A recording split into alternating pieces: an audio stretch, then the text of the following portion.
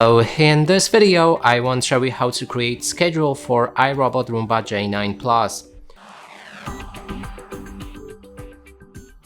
To do this, first you'll need to open iRobot app, then scroll down and here you can find the schedule. Enter it, then there's two different tabs. We have cleaning schedule and do not disturb schedule. We can click on the plus button to create one of them. In this case, we're just gonna go with the cleaning schedule. And now you can set a certain time where you wanted the robot to start cleaning. You can also change when it will repeat it on specifically on which day.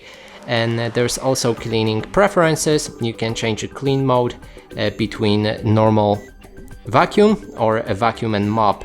If you decide on vacuum and mop, you can change the suction power and liquid amount. If you go for just a vacuum, you can only adjust the suction. And for both of them, we can change cleaning passes between 1 and 2. And finally, when we're ready, we can create that schedule. And that's it for this video. Hope you like it. Please consider subscribing to our channel, leave a like and a comment below.